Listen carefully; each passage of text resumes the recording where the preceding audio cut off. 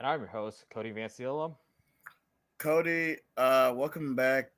Today we were talking mid-show.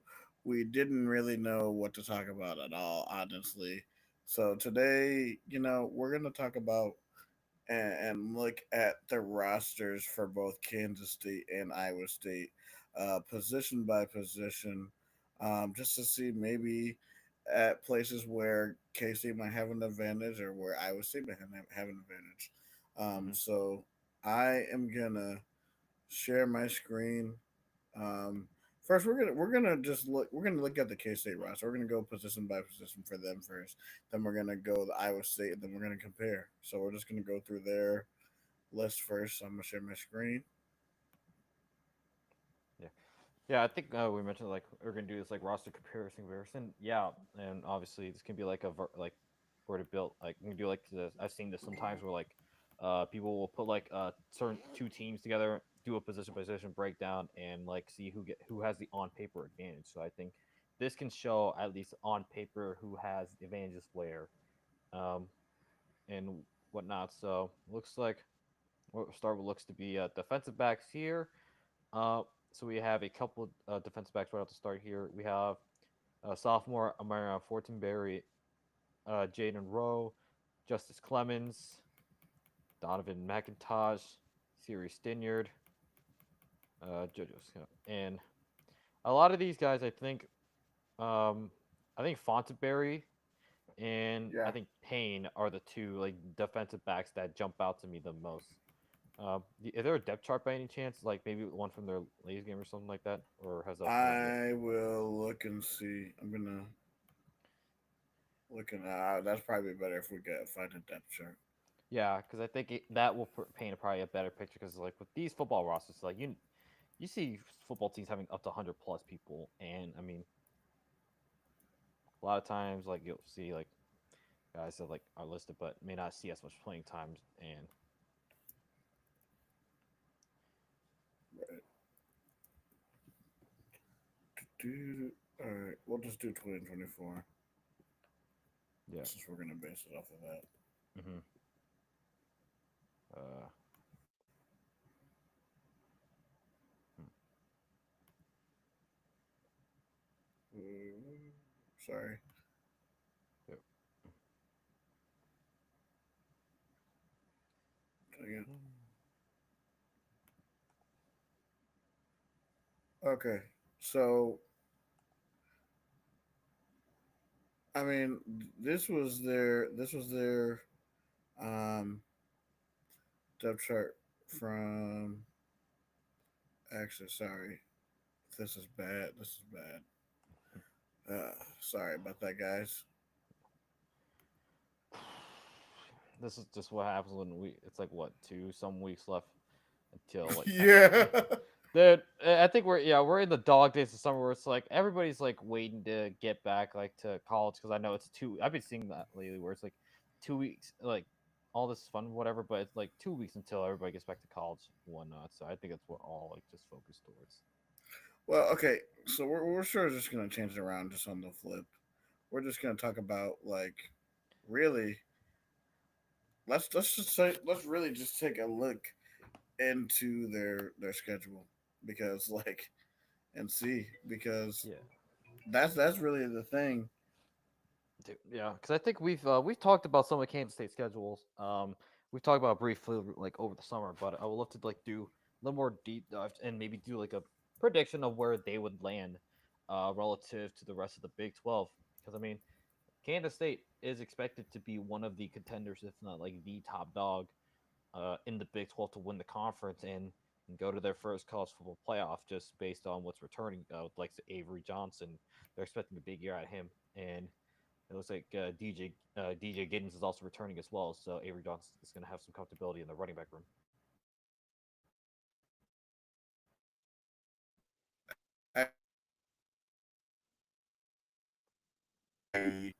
Edwards in Oh, the Dylan backfield Edwards this is. year. Oh, Dylan Edwards is Yeah, coming back. Dylan Edwards gonna be a full Oh, time back. okay. Yeah. Oh, okay. My apologies, but yeah,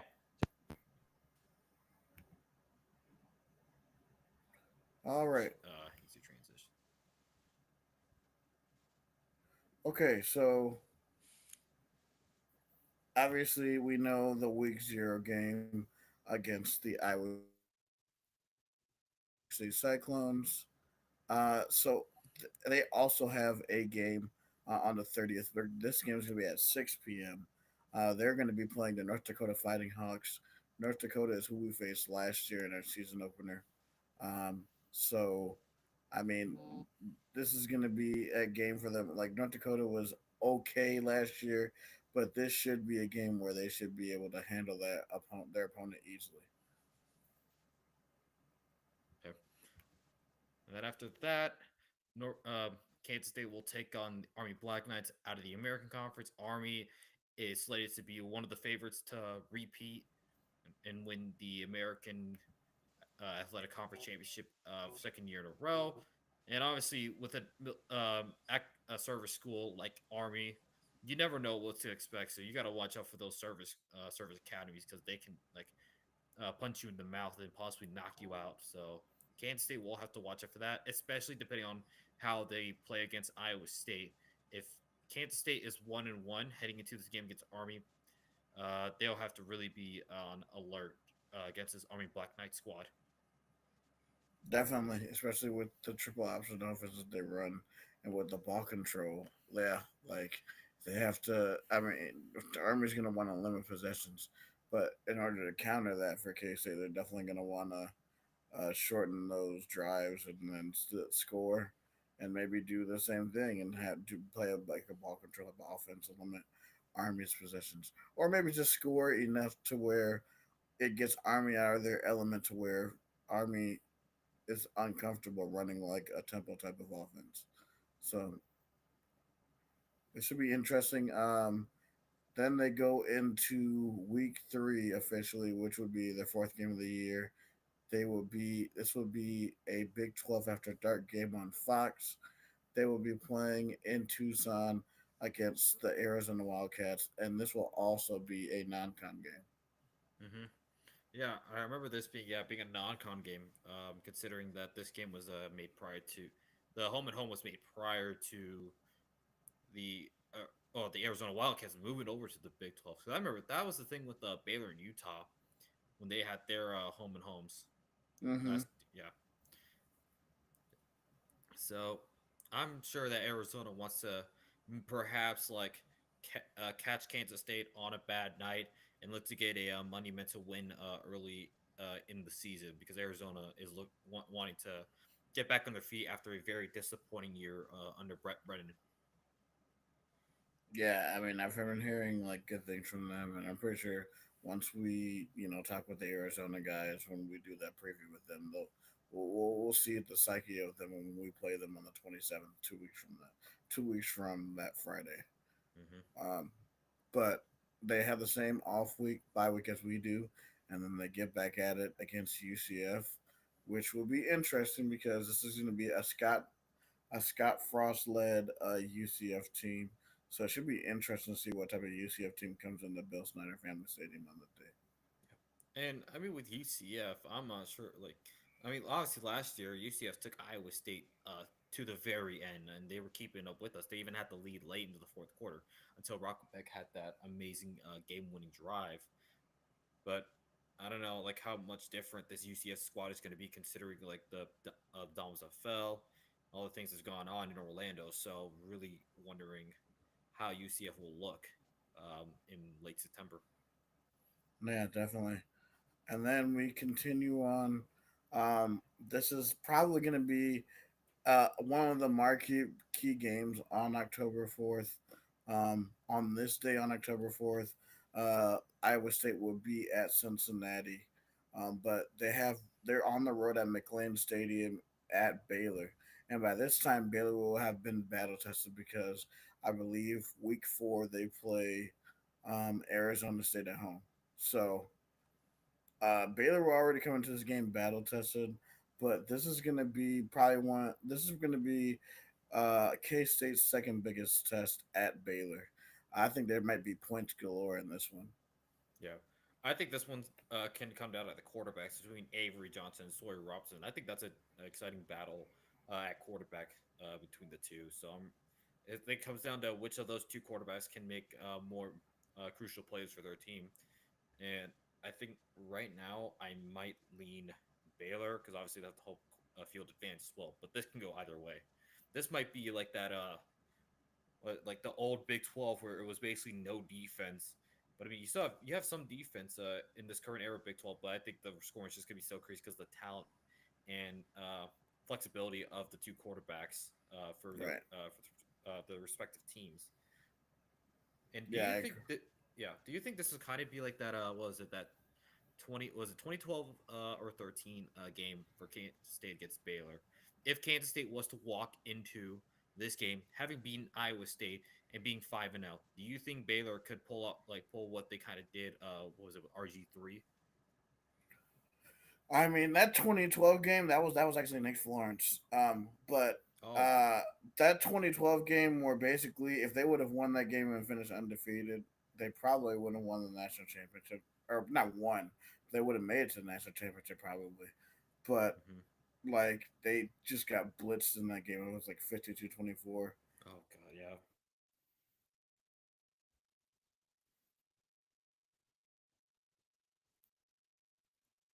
In there because usually you can tell a lot about how the first drive is going. If Baylor just goes downfield and just bombs it, and like the McLean Stadium is rocking, then yeah, it's really going to depend on the crowd that night because I already know either way if they come in like 4-1 or 5-0, you already know Baylor's going to be chomping at the bit to get a win over K State. Hmm. And I think yeah, also this game could potentially like really help Dave Aranda keep his job because I know Dave Aranda's seat is going to be one of the hotter, warmer seats in the conference, given the start that they had last season, but obviously able to rattle off 6 straight wins to go 8-4 ultimately. But you know, Baylor's going to have Dave Aranda on a short leash, and if things are falling awry by the time we get to this game, maybe this game might be the catalyst for Dave Aranda to get fired. You think this could be the tarmac game for him, I mean, if things are going really, really bad for like Baylor, like it wasn't last year with Iowa State? I was surprised honestly that they didn't like they kept Dave Aranda around, but I think they realized that they gave him a chance last year, but now he has to really put it together here because now you have a much more developed Sawyer Robinson. Now you have Bryce Washington as a really good weapon. So I think there are going to be some higher expectations for Baylor this year because of the way they pulled off the 8-4 record. But Yeah, and just to dive into Baylor's schedule real quick.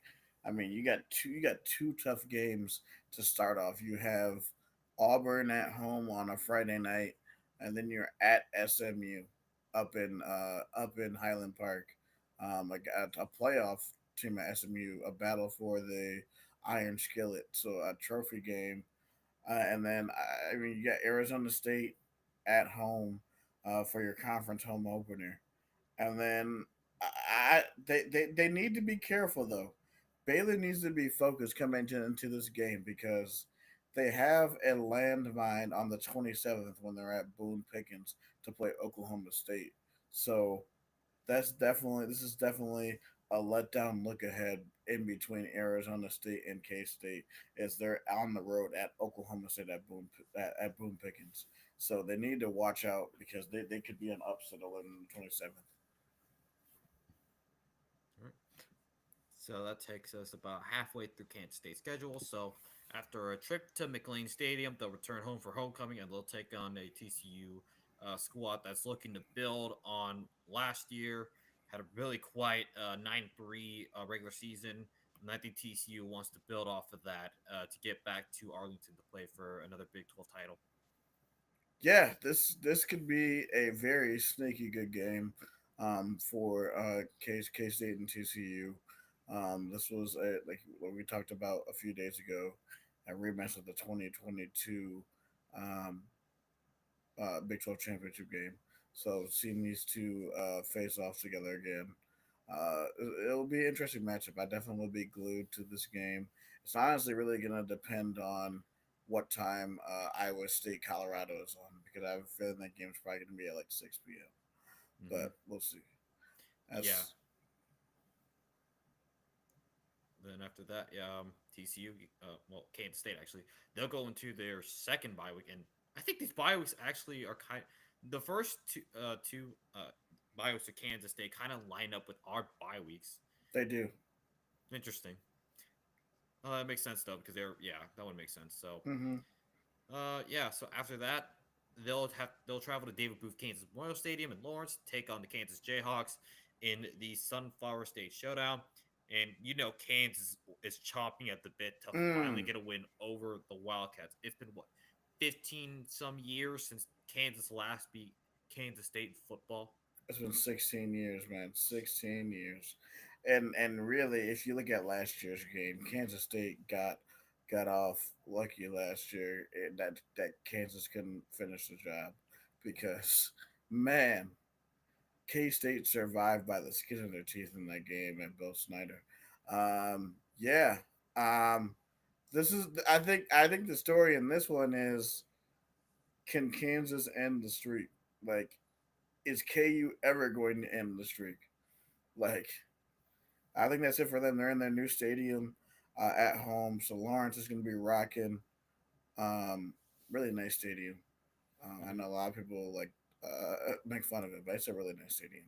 Um, but yeah, I mean, dare I call the rivalry game a letdown look ahead before their game on November 1st at home, because it possibly could be. It honestly depends on what Kansas's record is coming into that game.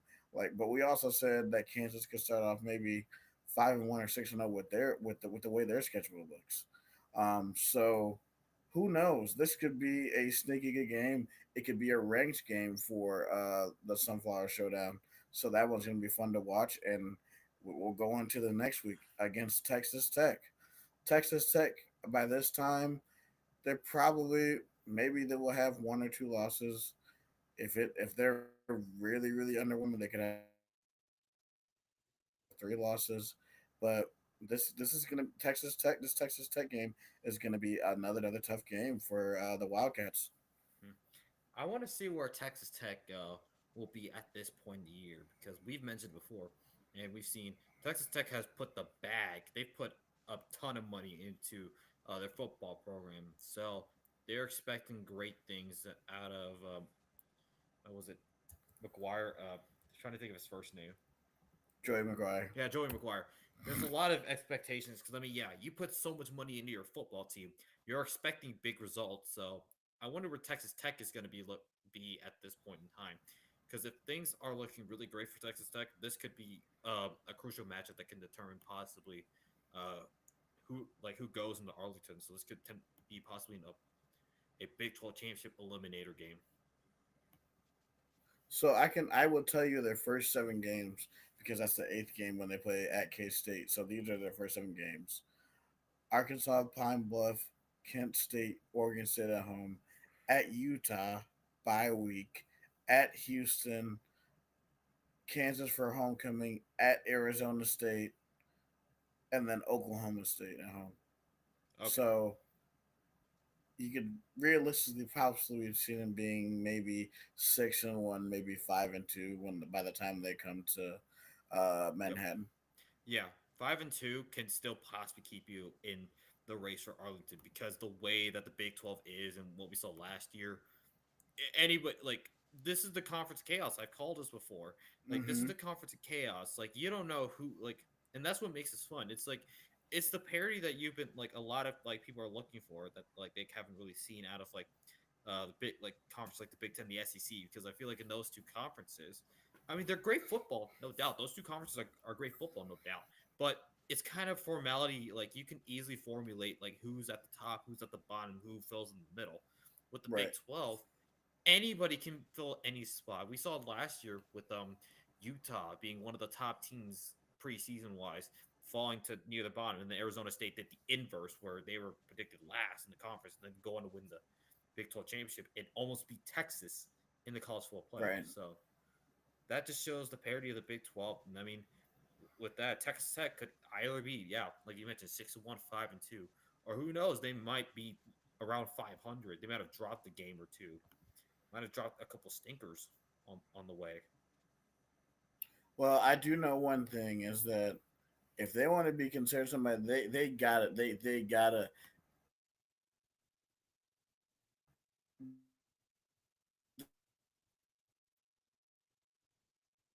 Oregon State. You have to beat them handily. If you team that they are, you gotta beat teams like that. You gotta beat teams like Houston. Like you can't be going on and then dropping one at Houston or dropping one at Utah. These are teams that you have to go on the road and beat. If we're to believe that actually this team that the money is justifying them to be, then that's what they're gonna have to do. Hmm. So yeah. All right. Then after the Texas Tech game, uh, another bye week for Kansas State, and then they'll be on the road for 2 games. They'll be at Boone Pickett Stadium in Stillwater to take on the Oklahoma State Cowboys, and then we'll be in Rice Echo Stadium to take on the Utes, and then they'll finish it off at home on Senior Day against Colorado. Man, so yeah, that Oklahoma State actually has been a place where Kansas State has struggled lately. It's been a minute since they've won there. I'm gonna see. Hold on, I'm gonna look up the last time they won at Oklahoma State.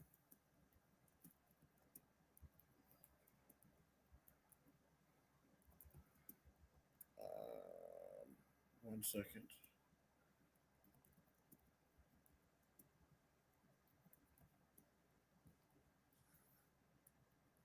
All right.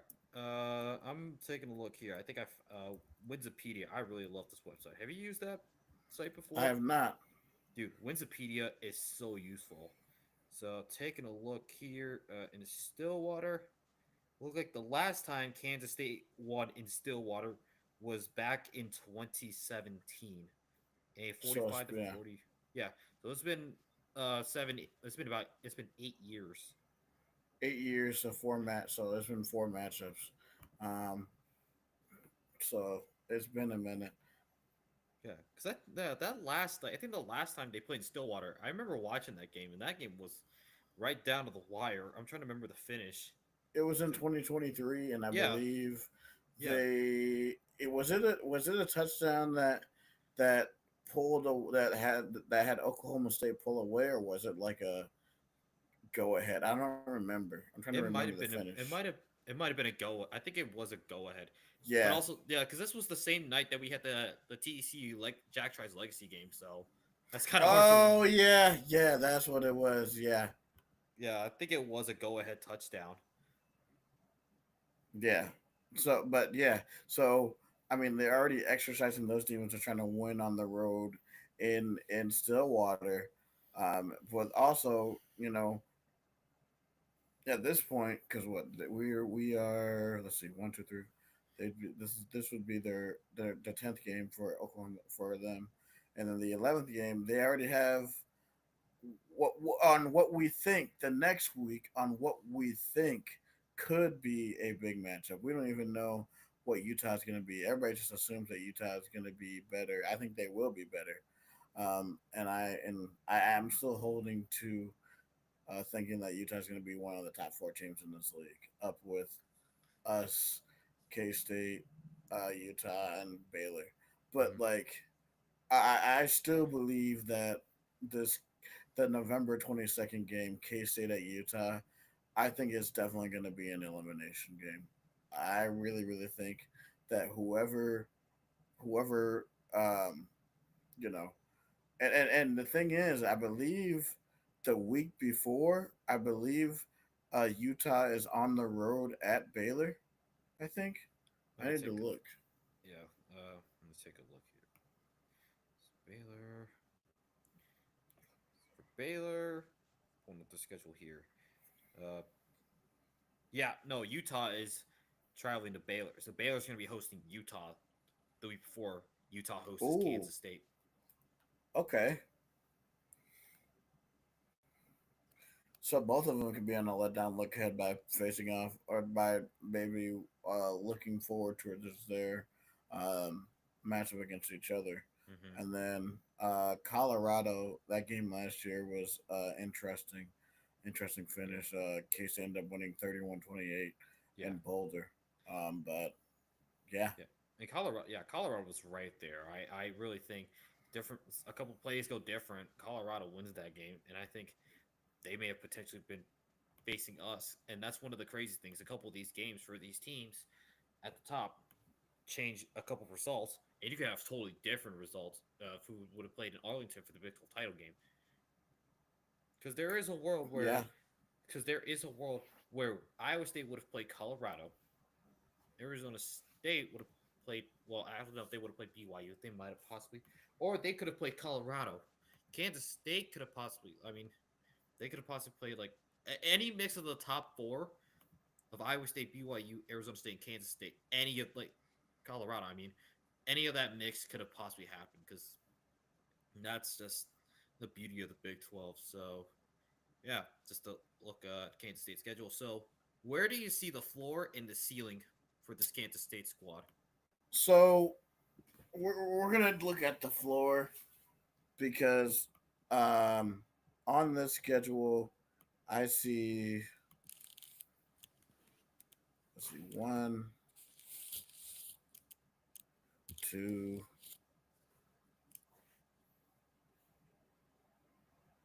three.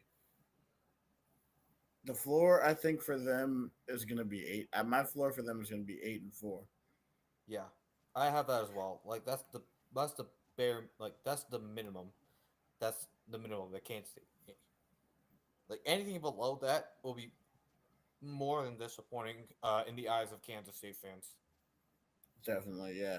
I even think 8-4 would probably be disappointing for them. Oh yeah, it would be. Yeah, it would be. Because I think last year, uh, they were 8-4, and that was viewed as a disappointing year because they had aspirations to go back to Arlington.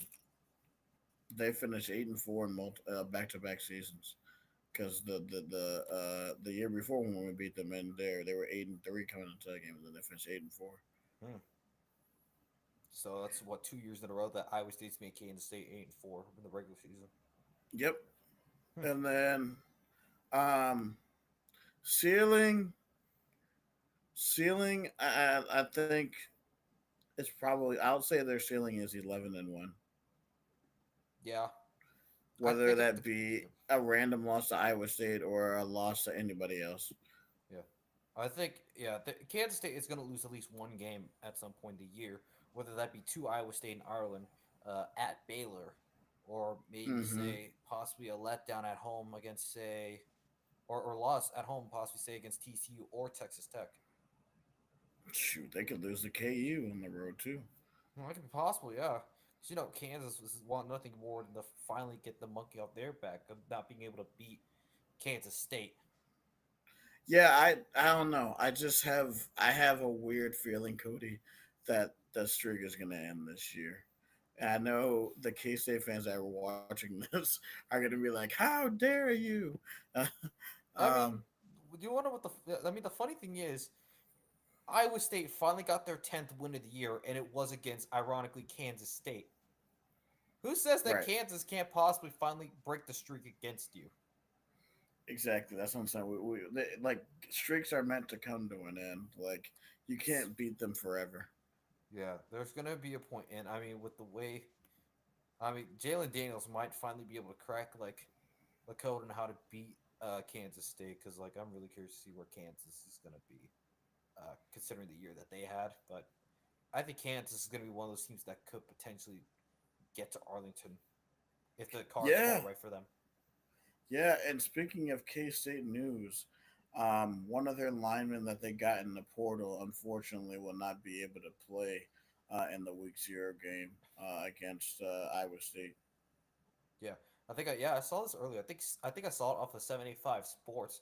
It reported that I don't remember the name, but he was a transfer offensive lineman from, was it Ohio State? Yeah, Ohio State. Yeah.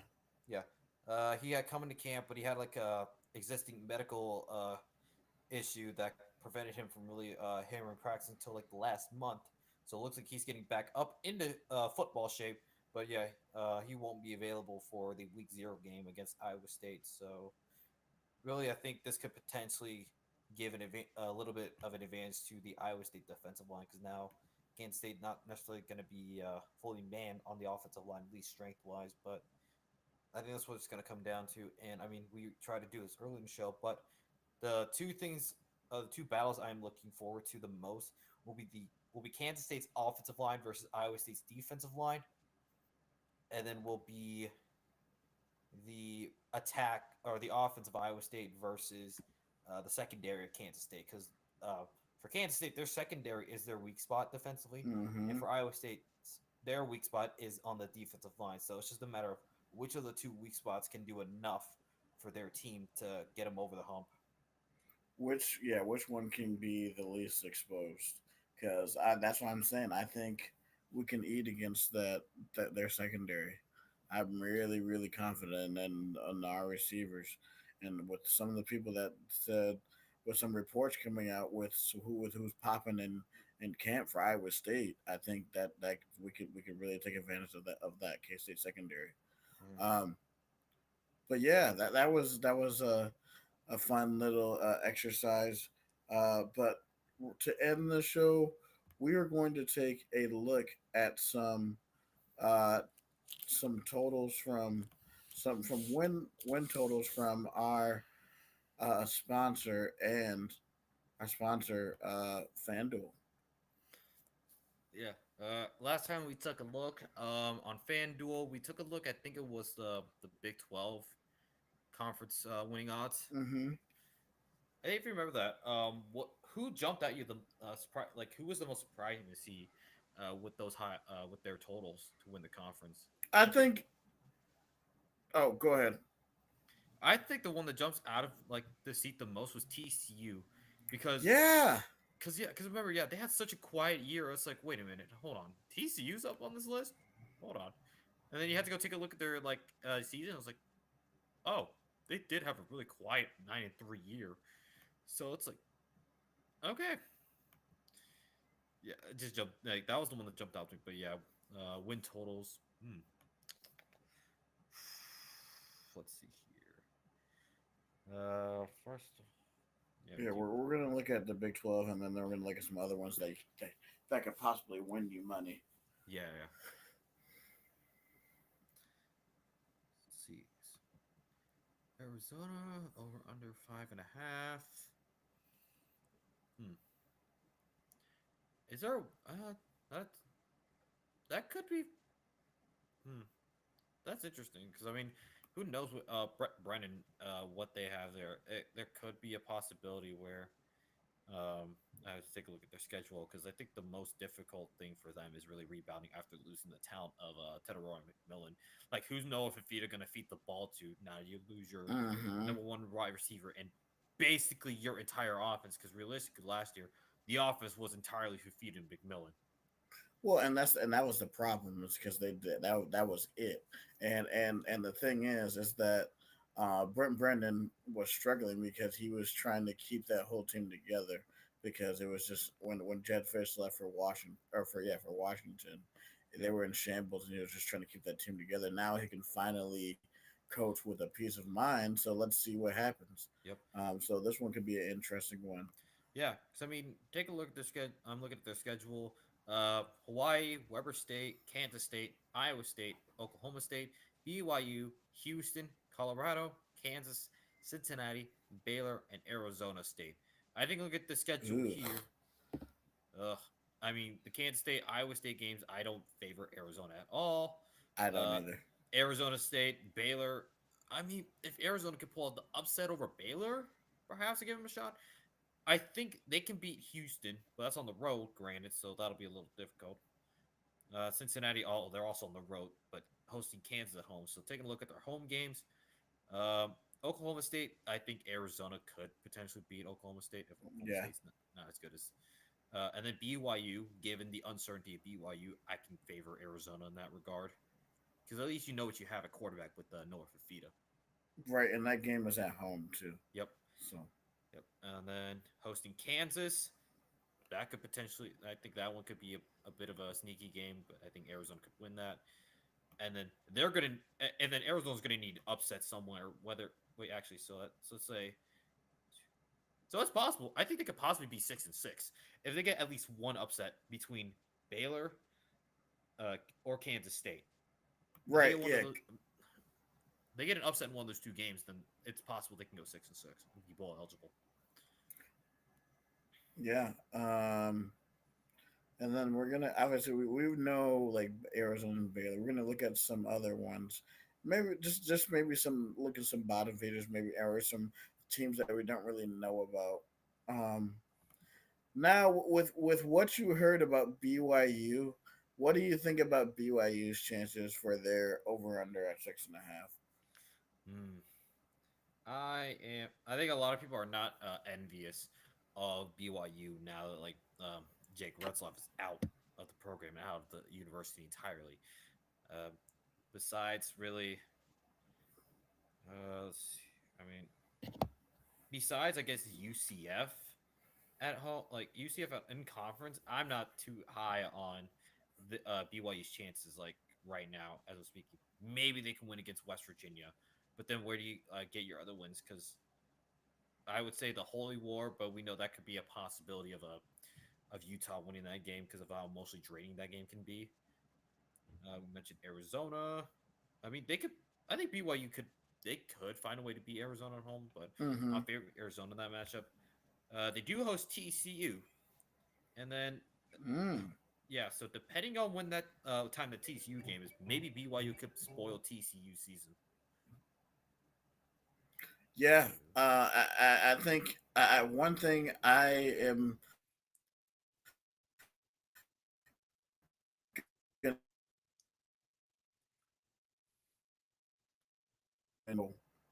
I think that's something that we should take into account. Defensively, they're definitely going to be a team to where they're going to be able to force turnovers and stuff. Offensively, for me, it's just going to be with a inexperienced quarterback at the helm. How are they going to find these wins? Defensively, I think they're going to get led 2 wins. So I see them maybe as like 7-5, 8-4.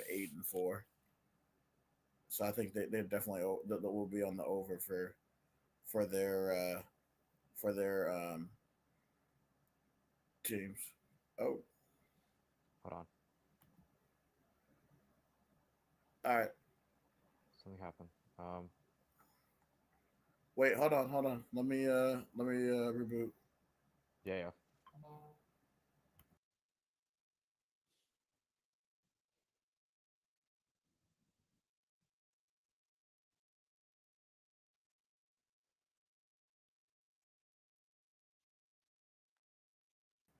All right, we're back. Sorry about that, guys. Yep.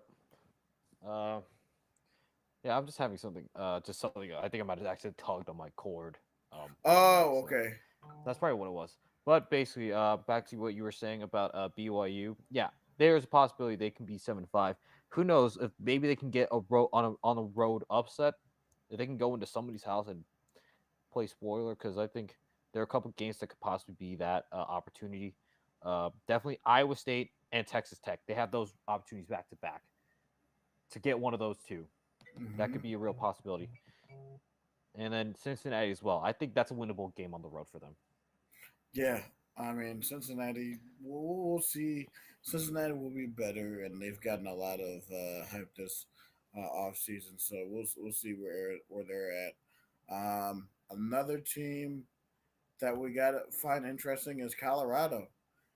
Colorado with the news that we told you that Coach Prime will be back on the sidelines after winning his fight with cancer, but like we have no idea what this team is going to be. It's a whole and you know and for the first time, Colorado is just going to be just a normal football team. Like this team has talent. They don't have. It's not going to be the Shadur and Tra- Travis Hunter show. It's just going to be a legit football team. They do have some good talent. I have some questions about their offensive line and how they're going to block Caden Salter and Lewis, the young kid that they got, the freshman um, quarterback. But it's going to be interesting to see how they gel. Their schedule is decent to start off. I mean, they got Georgia Tech to start in Delaware, so they possibly should be able to win those first few games, and we'll have to see where they are the first 6 games because they also got the third game. They have a tough Friday night game at Houston, and Houston will be an improved team. So there's a lot of these middle of the road middling teams or bottom barrel teams in the Big 12 that possibly could either uh, go nowhere near their win totals or surpass their win totals. So it's going to Yeah. be a fun league to watch. Yeah. I'm looking at so on ESPN odds, Georgia Tech at Colorado. Georgia Tech is a 4-point favorite, but I figured that. I think Colorado can keep that game competitive. They can be right there with them, and I think Colorado might be able to find a way to get that like first win and really like, especially because you're playing for a because you're playing now for more than just yourself. Now playing for your coach, and now you're playing for like obviously your coach beating his battle with cancer. I think that's gonna really weigh in extra for the guys because they want to play for more than just themselves, but they want to play for the coach. So they're gonna have like that layer of motivation and really want to be able to really produce and be successful. Yeah, definitely, man. So I think today, I think that's where we are going to end today's show. Thank you guys for hanging in there with us despite the technical difficulties. Just a few things before we head out, um, and some shameless plugs to end the show. We are a top 15 sports podcast in the state of Iowa, and we are the top 40 most listened to podcasts in the state of Iowa, both nominated by FeedSpot. So thank you, FeedSpot, for that. You can find Cody on Twitter at Matt Campbell Impersonator. Cody, I am pumped for SummerSlam this weekend. I know, dude. Oh, just some of the matches that I've seen. Let's see. Obviously, the big one's gonna be Cody Rhodes versus John Cena in that street fight. Really curious to see how that goes. And I mean, there are some other matches like thinking of Gunther playing against CM Punk, that World Heavyweight Championship matchup. I'm really excited for that.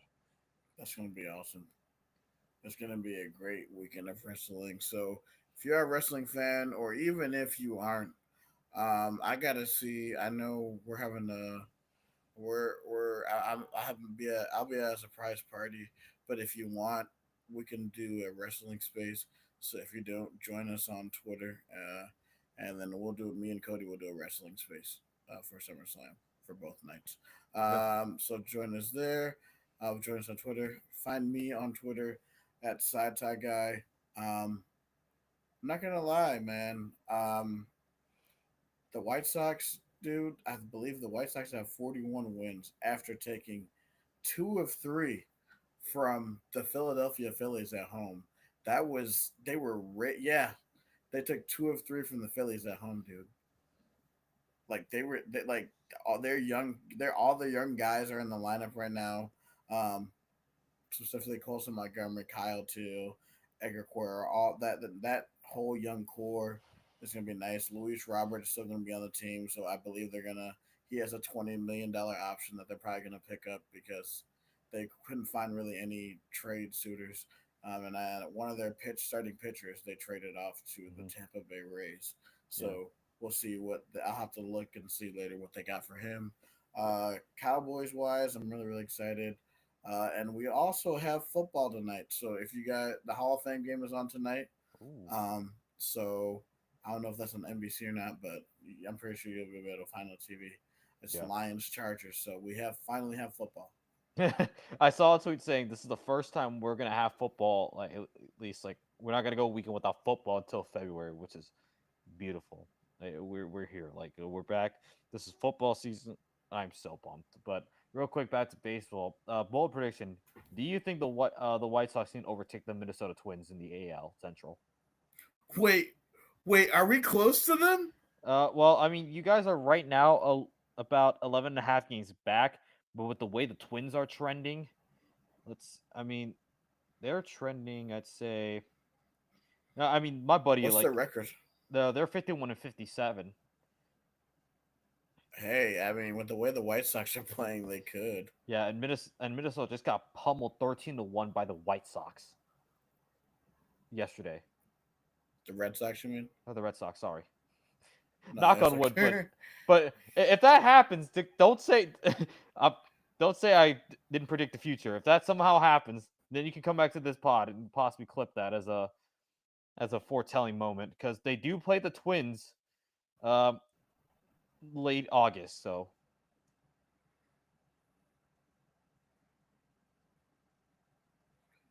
I'm sorry, Cody. What did you say?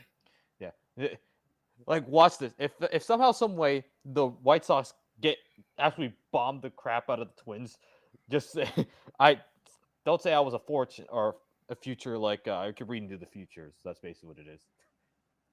Hey, look, bro. I'm just happy. They literally. What's their? I'm gonna look at their record real quick. Like the White Sox record, their record. They have the White Sox. If the White Sox win tomorrow, they will surpass their win total. They will tie their win total from last year, and we'll be In and August. tomorrow will be in August. This time last year, they had 41 wins. They're at 40 wins right now, and we're at the end of July. So they're definitely going to hit the over in wins. I had them at 62 and 100, and I am predicting that that's where they'll end is at 62 and 100. And I mean, obviously, in a perfect world, I'd love for them to make moves, but I know how cheap Jerry Reinsdorf is, so he's going to make my life miserable, and they're going to stink again. That he's going to find a way to ruin this rebuild, and I'm going to be a miserable White Sox fan because we can't have anything nice because of cheap Jerry Reinsdorf. Sorry, that's my Twitter rant. Sorry.